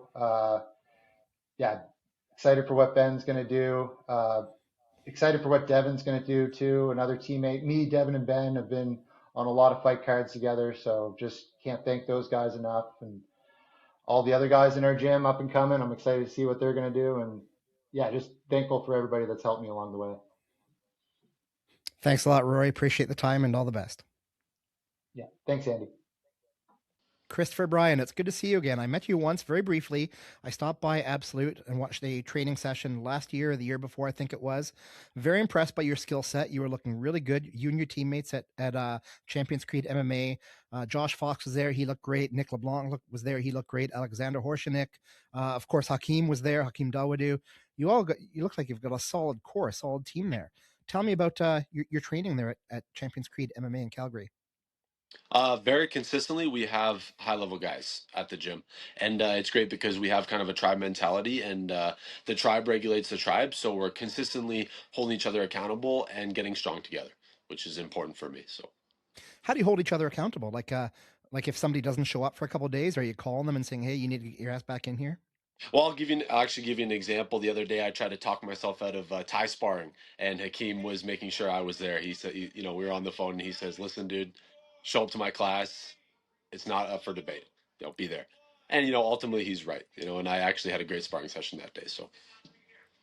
Yeah, that's awesome. I think to become a high level athlete, you need to have a lot of independence and desire to push yourself too. But sometimes, man, you just need that extra little push, doesn't it? Don't you? Yeah, absolutely. Yeah. So take a minute, Christopher. Now, if you don't mind, just take 60 seconds. Just introduce yourself, say who you are, how you got involved in combat sports, and perhaps why we're talking right now. Hi, my name is Kristopher Bryan. I got involved in combat sports when I was in high school to stay out of trouble. A few people have sang the same blues in my gym and throughout the martial art community, and it kept me out of jail and in the gym instead. How old were you when you started training? I was 14. And what did you start in any particular discipline? It was Brazilian Jiu Jitsu and Muay Thai. Those were two big ones for me. And I competed heavily in both of them early on as well. Nice. So you started when you're 14. You're how old now? I'm 27. Ugh. You're just a young pup. Don't even get started on me, please. So when you started in Brazilian Jiu-Jitsu and Muay Thai, what was it about those sports that drew you in, that sucked you in, and just made you want to compete and get better? The challenge and how hard it was, how it made me feel. The nerves were unsettling. And, there always used to be street fights happening in my neighborhood, and it kind of replicated that feeling, but in a more professional sense. And it's a little bit of adversity for me, which for some reason, I don't know why, but that's the direction I go when I'm looking for the right path is Mm-hmm. the hard path. So. I actually spent a lot of years in Calgary. In fact, Calgary is where I joined the military from. Whereabouts do you live, or were you raised in Calgary? I was actually born in Ontario and raised for a while in Ontario. And then I've lived in Calgary for the past 6, 7 years, I think now. I Mm-hmm. think we're at. So yeah, I wasn't always in Alberta, but it's definitely better here. I've definitely evolved more as a martial artist and a human being here as well. Are you able to train full time, or do you have a job outside? Oh, absolutely. So I actually have a wonderful setup. I own my own garage door business, which allows me to train full time, 2 to 3 times a day. So I'll kind of give you a layout of my day. Yeah. A typical day is I usually start my install at about 9 o'clock and I'm done at about 12 to 1. Only work for about, yeah, not too many hours. Mm-hmm. And then after that, I go home and I bike my dogs. After my dogs are biked, I go lift weights. And then after that, I take a rest, do some administration for my business and invoice people, yada, yada, yada. Then I'm off to my final training sessions throughout the day. That's amazing. It sounds like you've Every got single day. Yeah, it's like clockwork. that's such a great setup, man. I mean, so many It people is, yeah. are sort of slaves to a business where they have to be there from 9 to 5 or 8 to 4 or whatever. But being able to make your own hours just sounds like it's. I don't know why everybody doesn't try to do it. hmm Well, you know what? It definitely requires a lot of self-discipline. I have to wake up and Mm-hmm. go to work. I could choose to just take all the time off in the world, but I still have to have an income. I still have, rent to pay. I still have things to pay for, and work's important for me. I want to grow my business alongside growing my martial art career. So it's both are actually really important to me equally. Nice. How did you Yeah. pick garage door installation as a business? Yeah, so my father actually has been in the garage door game for about almost 30 years now. And it was something that I thought about before leaving Ontario. And I came up here and I learned the trade with my dad. And then, he stopped doing residential and I saw an opening to do residential. Mm-hmm. So I started my own residential garage door business. And yeah, now ever since that, I've been doing my own thing. And, listen, I love it. I'll never go back. I absolutely love it. And it gives me time to do the things that I love and appreciate the little Mm-hmm. things. And sometimes you don't get that. Let's move on now to your fight. The reason why we're talking right now is because you were going to be fighting in the main event at Absolute MMA number 8. I believe it's called Anarchy. That's on the 2nd of May in Calgary. I'll be there in attendance, and it's pretty exciting. Tell me about this fight. Your opponent's name is Ethan something, right? What did you think about him when you found out he's who you'd be fighting, and was there any hesitation in fighting this guy? No, there was no hesitation at all. However, we respect Ethan immensely. He's a very skilled fighter. He has experience, and he's been fighting in America tons and staying active. He's very skilled. But after my recent loss, I have changed a ton of things, and I have revamped my training, and I have rethought my recovery sessions. I've rethought what I've been doing in the gym. I'm trying to make all my training sessions more applicable and have intention when I'm doing it. And Ethan is the perfect guy. He's still challenging. I don't want to have, a loss and then, okay, you know what? I have to fight some no. I want a real fighter, and Ethan's a real fighter, and I'm super excited to share the cage with him. So I spoke earlier on today with Charles Jourdain, who was in the main event, the co-main event of the UFC in Winnipeg this past weekend. He's talked with me in the past, and we talk more today about how he had a loss to Jean Silva at 145 pounds, and that prompted him to make a whole bunch of changes. Only superficially, it was a change in weight class. He went down to bantamweight, but additionally, he had to really sort of evaluate his life with a true lens, with a clear lens, and ask himself what he was doing and if he was doing what he needed to be successful at the highest level. So it sounds like you went through something similar. You had a loss, and losing is never fun, especially in front of your home crowd. Tell us just what process you went through after that loss and what changes you made. well, something that, for me, and, I guess it sounds like Charles as well, loss for me, unfortunately, but fortunately, is where I grow the most. And people say, "Oh, I lost." It's only a learning lesson. For me, it's amplified. Like when I lose, I really reflect and I think, you know what? I could have had that win. What do I need to do to change that? And moving forward from that loss, I have been living in the weight room, absolutely living in the weight room and loving it and falling in love with it and having a passion for it and been really sharpening all the skills that I enjoy doing. Now, typically when you were in the weight room, it's to build muscle and gain strength. Is that something you found you were lacking? I definitely wasn't doing as much as I should have been. 150%. And a few also to circle back, a few mental things to fix as well. I felt like a bit of my passion for the game was declining after I got the belt. I got complacent, and honestly, ultimately, Ash made me a better fighter. He made me a better fighter, and hats off to him because I have been grinding. I have been in the gym, and my fire is ignited again, and I'm ready to show that on May 2nd. Yeah, Ash Mashregi is one of those guys where he is going to go all out, man. And if you're Oh, yeah. not fully prepared for him, he's going to steamroll you. So, Absolutely. I mean, he wins. He goes all in, and he wins big, and he loses big. But if you want to achieve greatness, you have to take those risks, and I guess that's also a lesson. Well, to be they learned. say the path to greatness starts in the fire. So, maybe my path to greatness starts then with that loss. If you don't want me talking, I'm going to bring up a different kind of subject, and you can feel free to talk about it or not. It's up to you. No problem. It's my understanding that you're fairly religious as well, and I just want to know if your faith is something that's very important to you, and how you reconcile that with fighting. Absolutely. So recently I've circled back on my faith and I've always been a spiritual guy and a faithful guy, but I haven't dedicated as much as I should have been towards my faith. And I feel like for now, for me, God is number one.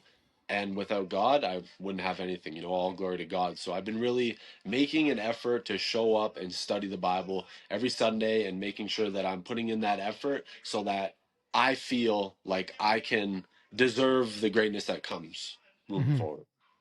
This is a question I always find interesting when athletes talk about praising God for their successes. I never hear them talk about God when they have their losses, but I also know that with Christianity, anyway, that any trials that are given to you by God are there for a reason. They're there to force you to face something, and it's for your better good. It's up to you to learn from that experience. And I'm just wondering if that's something you've thought of. Yeah, it's funny because even before the Ash fight, my head was in the wrong place, and I was doing things that aren't favorable and aligned with my mission. Aligned with my mission. I want to be a UFC champion. And when you want to be a UFC champion, your daily habits and what you do today and in the future are gonna reflect. You need Hmm. to, it needs to align with your identity. You need to 100% align your daily habits with your mission. If not, it's going to show. And especially in fighting, you know, if you're not all in, it's going to show on fight night for sure. And it did. Clearly, a lot of my audience, the people who are going to be watching this interview, a good chunk of them know what it's like to fight, to step into a cage. I've got a lot of fighters on here, but there are a lot of people who have never stepped inside a cage to fight, and they likely never will. Would you mind just explaining what it's like on fight night as you're preparing, as you're getting to the venue, and as you're getting changed, getting your hands wrapped, and the walkout? What's that whole experience like? What's going on inside you?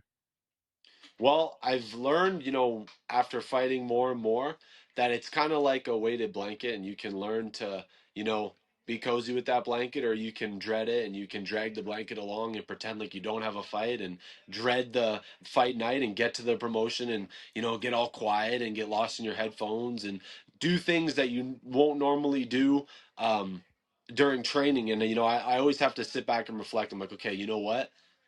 I have to recognize those actions, recognize those thoughts, sorry, and let it go. You Hmm. know, I'm here to fight. I'm here to have fun. You know, an old coach of mine back in the day said, he said, Chris, if it's not fun, what's the point?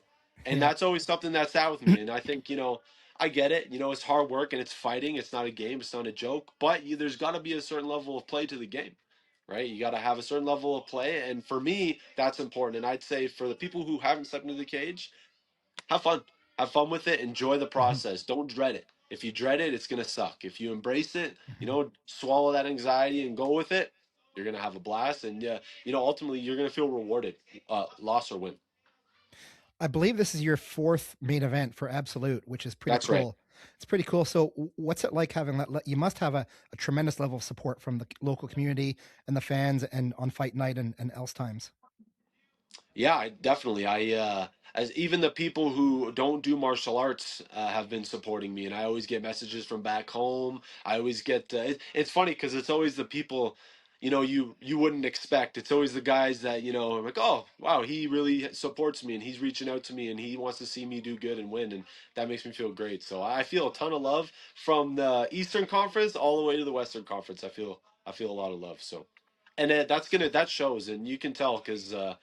You know, I'm ready for May 2nd, and I'm excited and happy that I'm leaning towards May 2nd. I'm going in spearheading it, so feel good. That's awesome. Yeah, we're just over a week away, so you're getting excited. Like I mentioned, That's I'll be right. in attendance. I'm getting excited. I guess, Christopher, my last question for you is there anything that I didn't ask you that you think I should have asked? Hmm. Well, I see you have a Johnny Cash shirt on. I just want to let I you know do. that Johnny Cash is one of my favorite artists. I just the other day I was installing a garage door and I had him and all his songs playing consistently. I also got one of his guitars too, which is cool. So, you No know, way. yeah, yeah, I saw the Johnny Cash show. I thought that was great. I thought maybe you might ask me my music preference or something, but Well, now that we're on Johnny Cash, what's your favorite Johnny Cash song? ooh, it's got to be Cocaine Blues for sure. Yeah, good song. Mm-hmm. If you ever had I think you have children already, don't you? I do not. No, no. Okay. I have If fur babies. okay, there you go. If you have a son, will you name him Sue? No, no, no, no, no. I haven't thought that far, but I definitely want children though, Yeah, for sure. my Or even a daughter. You know, a son or a daughter. I'd be happy I've with got a that. daughter. It's great. It's all Yeah. sunshine and roses. Nothing ever Oh, goes absolutely. wrong Nice. For now. for now. All right, Christopher, it was really good to chat with you. It was nice speaking with you again. I'm super excited. I'll see you at the weigh-ins on the day before. And up until then, I hope all the rest of your preparations go well. I hope the weight cut goes well. And I hope you're fully prepared to be your best self that night. And yeah, I guess we'll see. Be seeing you. I really appreciate you taking the time to talk with me. So thank you for thinking of me. All right, no problem. Kristopher Bryan fighting in the main event of Absolute MMA 8 in Calgary on May 2nd at the Deerfoot Inn and Casino. Make sure you get your tickets. Hey there, fight friends. MMA Andy Cotterill here with the victorious Alan Ruiz. He won his fight tonight against Morgan Rhines in the main event of Fight League Atlantic 24 in Pictou, Nova Scotia. Alan, congratulations on the win. Muchas felicidades. Muchas gracias. Pues me siento muy agradecido, pues con Derek por darnos la oportunidad de pelear una vez más en la liga, en mi categoría, pues de estar de regreso en la victoria, ¿no? Thank you very much for all. I'm appreciation for Derek for give me a fight in my weight, and I'm come back. I'm go to the bell. I go to a lot of fights, and it seems like a lot of times if I'm at the fights, you're going to be there at the fights, but so are you. You fight a lot. You fight often. How difficult is that for you to fight so much? ¿Qué tan difícil es estar peleando tan seguido? Pues te acostumbras, ¿no? Todos vamos por un sueño y pues la meta es llegar lejos. I'm still training all days, and this is the point. I'm go to the next level. And I notice you also seem to fight in a lot of different weight classes too. Like, is that just so you can get more fights? You train at different weight classes? ¿Cómo le haces para pelear en diferentes pesos? Pues es un tema complicado. Casi no me gusta cortar peso y pues por eso es de que peleo veo las oportunidades de las peleas y pues las agarro, ¿no? Como todo buen mexicano, agarramos todo lo que venga. I don't like cut weight, and because when I see an opportunity to fight in every weight, I take it and I fight. Awesome. Tonight in the fight against Morgan Rines, it was a split decision, which means two of the judges gave you the victory. One of the judges scored it for Morgan. Was it a difficult fight? Hoy en la noche a ti te dieron dos referees la victoria y a Morgan uno. ¿Se te hizo una pelea difícil? Claro, ¿no? Como todos los que nos subimos al octágono, todos estamos preparados para acabar con el rival. Y claro, es un rival bastante duro, sin menospreciar, nunca lo menosprecié. Al contrario, yo sabía que era un reto bastante bueno y pues conseguimos la victoria y conseguimos que nos den la siguiente pelea por el título. Yeah, it's a good opponent and a good fight, but I'm trained more to win. ¿Qué más? After the fight, you looked at FLA owner Derek Clark and you mentioned the belt. You said you want the belt. Is that something that would excite you to come back here to Canada and fight for the FLA belt? Que tuviste a Derek y que lo mencionaste para el cinturón. ¿Vas a regresar a FLA para el cinturón? Claro que sí. Le pedí el cinturón porque pues siento que esta es mi categoría. Siento que puedo demostrar que en verdad soy un tipo duro, de los más duros de México y pues quiero el cinturón y voy a ir por él. Yes, I'm say at Derek, I want a change to fight for the belt in the next event, and I'm back to give me the belt to Mexico. Nice. Well, Alan, you are a true warrior through and through. Every time I see you, you give it 100%. Congratulations on a well-deserved victory tonight, and I'm excited to see you again sometime soon. Que felicidades por tu pelea y que espera verte en la siguiente cartelera. Muchas gracias y aquí así va a ser. Nos vemos en junio. Thank you very much and see you soon in the next event. Okay. All right, there you go, fight friends. Alan Ruiz victorious tonight at FLA 24. Hey there, fight friends. You might not recognize the man standing beside me, but I see him at almost every single event I've been to in the past several years in Canada. Christian Villa, the man in charge of the VA fight team from Mexico. Christian, you are up in Canada so much. You bring so many fighters here. Tell me, you must be exhausted. How many air miles do you have? Hi. I have, I don't know, 20, 30 fighters in Mexico, Argentina, Venezuela, Colombia, and we fight for me. Now, you bring so many fighters up here, and the past year, for sure, we're definitely seeing a lot of success from your fighters. Like tonight, Alan Ruiz against Morgan Rines looked really good. He won that fight tonight. How does he feel, and how do you feel about that performance? I feel so good because he won so much the victory, and he trained a lot in Mexico, no? And we got the win, and I'm so happy. Now, how did you get involved in coming to Canada at the start of everything? Because years ago, I'm a fighter too, and I come 2012, and I'm coming in 2003 to fight for box, and I know somebody here, and then I'm send a message and to give me the opportunity to come to fight with the other fighters, and that's all.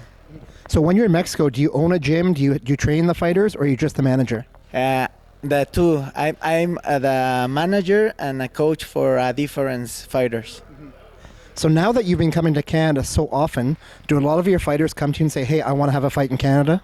Yeah, it's a big opportunity to come to fight in Canada, and we tried. Canada are the second home with us. Yeah, I know. I swear, I saw you at Unified 66 in February. I can't remember the last time. I see you like every month or every 2 months in Canada. It's pretty crazy.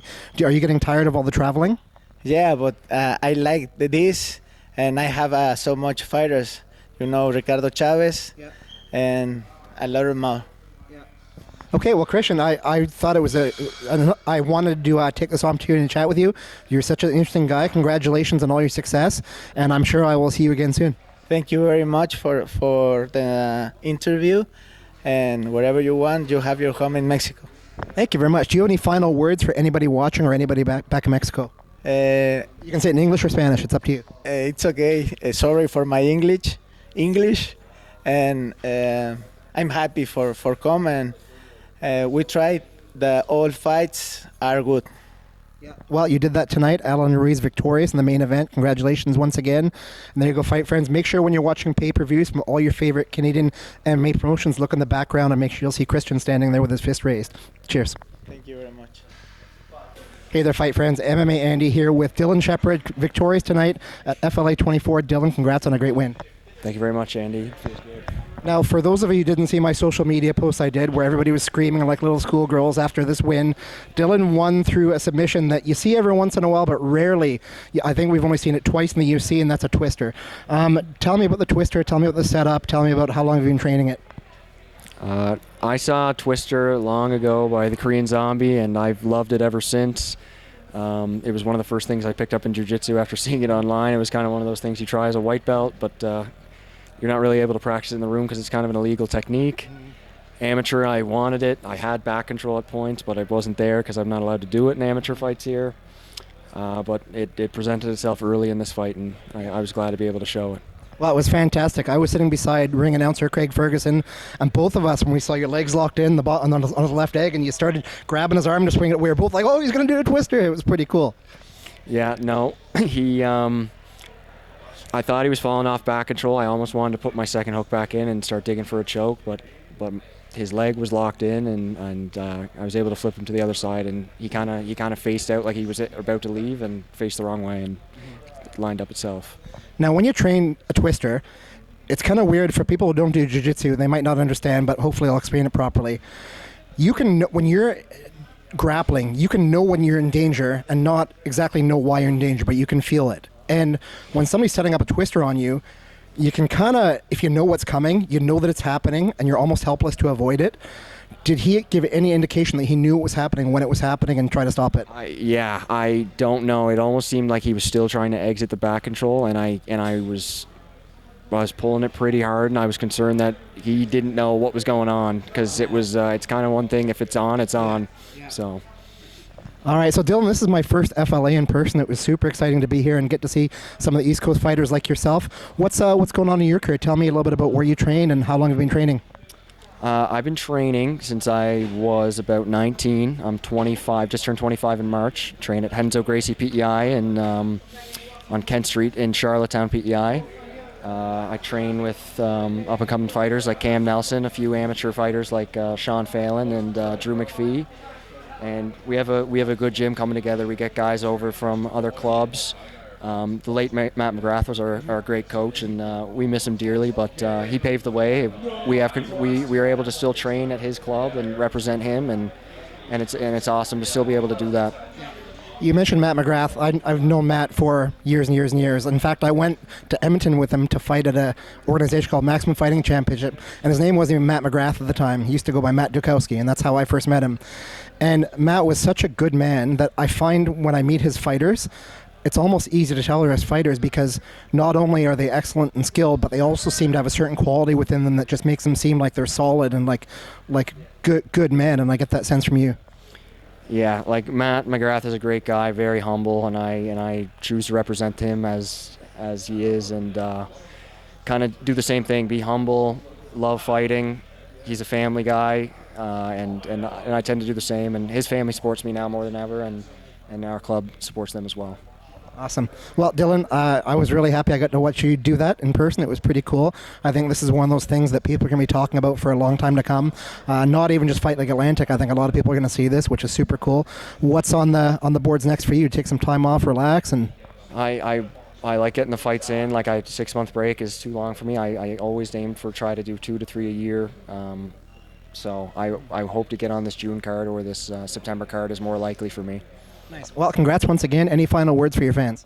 No, guys, thank you very much for watching. I'm glad I was able to do that in Pictou. It's awesome to get that camp wrapped up with it and get one under the belt there. So thank you very much. All right, there you go, fight friends. Dylan Shepard with a beautiful twister victory at FLA 24 tonight. Make sure you keep your eyes on this young man. Chris Wardesky, it feels like I just saw you yesterday. In fact, it was about a week or so ago that we spoke in advance of your Rising Stars MMA event in London, Ontario. I heard it was a great success. Congratulations on everything, and I'd like to hear all about it. How did everything go?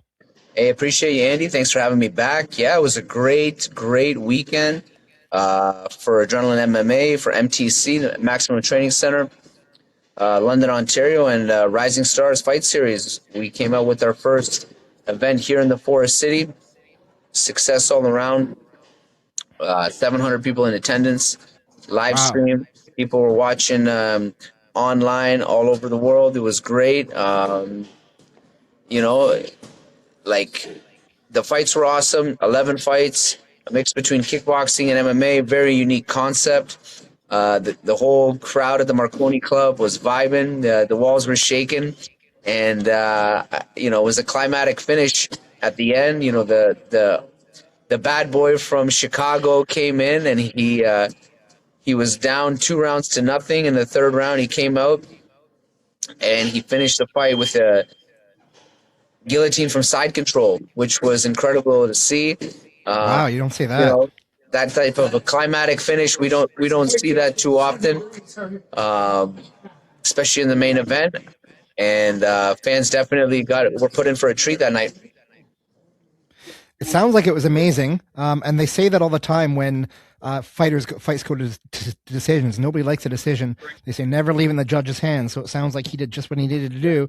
He probably knew he was down 2 rounds and turned it on, and he was rewarded for it. It was a rough night for the team in the sense that our boy Braden Todd, he's our one of our standouts in the amateur scene. The weight cut affected him definitely. We thought he had it in the bag. But I knew going into this fight, it was no joke. The fact that I knew he was trained under Joey Deal, a good friend of mine from Chicago, under the tutelage of Jeff Curran, one of Jeff Curran's most regarded black belts, active competitor in MMA. And previously, he had 20, 30 MMA fights, one of Jeff Curran's main training partners. And I knew that his team was going to bring it. The fact that he would send him in and be willing to make the travel, make the trip out, north of the border and compete on a card.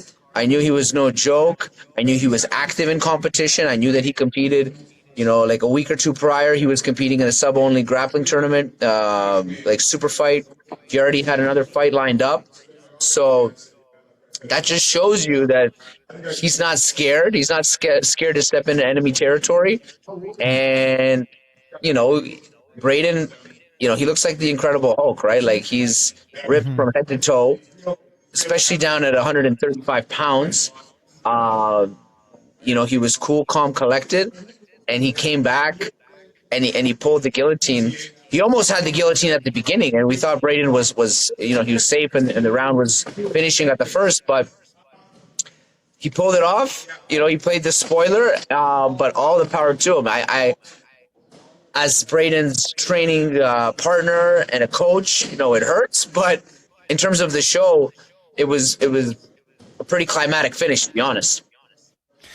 Well, I think this perfectly exemplifies why we need amateur mixed martial arts and how it has so much value in what you do, because this is just an opportunity. I mean, there's not as much pressure to win as an amateur, even though I'm not dismissing the fact that you're competitive and you want to win. But if you lose an amateur, I mean, some people argue that's what amateurs for, to go in there, experiment, try stuff. You can win some, you can lose some, without fear of really jeopardizing any future rankings. But it's just great for experience for them, and you can learn so much in amateur. That's exactly it, right? That's the thing, is these amateurs, this is a blessing for them. They don't understand how fortunate they are to be able to fight this frequently and so close to home. And basically, it's a fighter's market. You can fight. You don't want to fight on this show? No problem. There's another show in Belleville the next week, in Niagara Falls 2 weeks after, and in Hamilton 3 weeks after. So it's a fighter's market. You can pick and choose.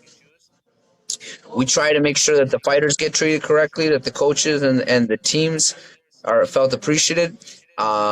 We match as best as we can, and you can just see that. I didn't bring somebody in to give Braden a walkthrough, a walkover, and come out a champion and come out with their belt. I made sure to put the pressure on him and to fight someone that was willing to step up and willing to challenge him and come out here and play that bad guy and play that spoiler. So it's just a testament, you know, to what we're trying to do and what we're trying to build here at Adrenaline, MTC, and Rising Stars. You know, put on your promoter hat for a second. Talk about the weeks leading up to the event, and now that it's over, is there anything that happened or didn't happen that surprised you, or you thought you might have been ready for, but maybe it was just a little bit different than what you expected? You know, there's a lot of moving pieces, you know, going from club shows and doing, you know, like exhibition fights, going into sanctioned fights. There's a lot of moving pieces. You know, I was very fortunate with Reno Belcastro and Gino Galapardes. Those were kind of my two go-tos. You know, I called them more than anybody else.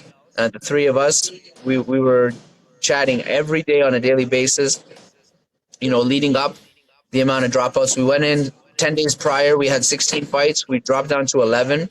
Not a bad problem to have. The fights were incredible. I think it left people thirsty for more, which is a good feeling when you come out of a fight and you go, oh, I'd go to that next week. You know what I mean? That's what you want. You don't want to burn people out. There's so much MMA between the UFC, between, you know, all the shows in Asia. Fans have an amplitude of selection and amplitude of choices of where to spend their money and where to spend their time if interested in the sport.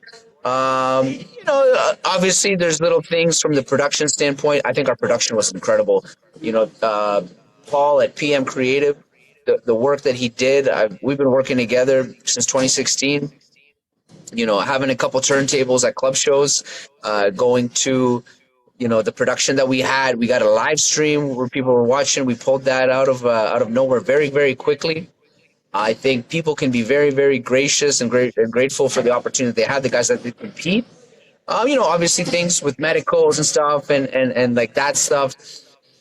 You know, you're dealing with fighters. Sometimes some fighters are more diligent, let's say, with that stuff, and some are a little bit more lackadaisically and naive to requirements that is put on us by the commission. But as a whole, I'm very, very happy. I'm very, very satisfied. You know, the high of the show, it's still taking over the gym. It does nothing but great things for the city, for Adrenaline, MTC, the MMA community here in London, Ontario. It just creates a great vibe in the city and motivates people to be able to compete on something like this and to take themselves, you know, maybe they were thinking, oh, I'd like to try a fight. Now they're like, oh, I want to try that. And people see that. You know, you got young kids, young girls, young boys, they want to get out there. They know that it's reasonable to be able to compete. They saw their training partners, they saw their teammates get in there and step under the hot lamps and have that opportunity to fight and motivate them to get in there too. Yeah, you're absolutely right. It's really important to have a grassroots level thing in a local area. Like you can watch mixed martial arts on TV all day long in different parts of the world, but if it's in your own backyard, that's a big boost for a lot of people and actually gives them incentive or gives them the thought that, hey, maybe this is something that I can do. So I think what you're doing is so important. I love it. Yeah, it creates that little bit more of, okay, if he could do it, I can do it, right? It's that, and we made him feel like superstars. You know what I mean? Like everything through and through, the professionalism. With as simple as the equipment. The signature gloves, the the matching shorts, the clean look. It was great all around. Mm-hmm. I feel like really gave the guys a great opportunity to fight, and the next generation is just waiting, and that's why we call it Rising Stars, the next generation. It's because we're paving the path and paving the direction for the next group of athletes and the next group of standouts to make their mark. Mm-hmm. Can you please clarify me? So Rising Stars is comprised of you, Chris at Adrenaline Training Center in London. Do you have any other of your co-owners of Adrenaline? Are they with you in Rising Stars? Yeah, so definitely. It's myself, Mark Hominick, Sam Stout here at Adrenaline. And we're collaborating with Reno Belcastro at the Maximum Training Center in Windsor, Ontario. We have a lot of people, that work with us, such as Gino Galapardis. And yeah, it's kind of this, meshing of our minds and making something great. We've built this from like little club shows, and we just kept turning it up, kept cranking it up. We basically outgrew the gym, and that's why it was time to make that move, make that leap into the sanctioned shows. The Ontario Athletic Commission was wicked to work with. All the guys there, we've known them from a personal level. Most of them have trained with us or have worked with us, either being our officials or being our training partners or being our referees. So, it was definitely teamwork, but we made the dream work. Nice. Now, I know I saw a list of all the upcoming Rising Stars events. You have a handful more scheduled for the year, and I do have them listed on my website, mma.ca. Just refresh your memory, though. When's the next one happening in London for you? Yeah, so next up, we're back on the road this time. We're hitting Brantford, collaborating with Cage Dragon and Todd Weather. We're doing another hybrid kickboxing / in the cage / mixed martial arts card in Brantford, Ontario, which is really exciting. A city like that, kind of a midpoint between London and Toronto. So a lot of people, from the 416 will be making the trip down. And just looking to make another exciting card. Same thing from the fans' perspective, from the viewers at home, and as well as for the athletes. That's awesome. Well, Chris, I'm really happy for you. It's a shame I couldn't attend, but the UFC was the same night in Winnipeg, and I was there for that. But I sincerely hope I can be at one of the next Rising Stars, and I'm looking forward to seeing what you're bringing to the table. No, I appreciate that, Andy. It was great. Even though like local boys like Mike Malott was taking over and climbing up the ranks of the UFC. If you ask anybody in London, Ontario, last Saturday what the hottest night in the country was, they tell you that it was the Rising Stars. So we're hoping to keep that momentum, and we'll see everybody May 30th in Brantford. Awesome. Well, Chris Wardesky, thanks again, my friend. It's always great to talk with you, and I'm sure we'll chat again very soon. Take care, guys.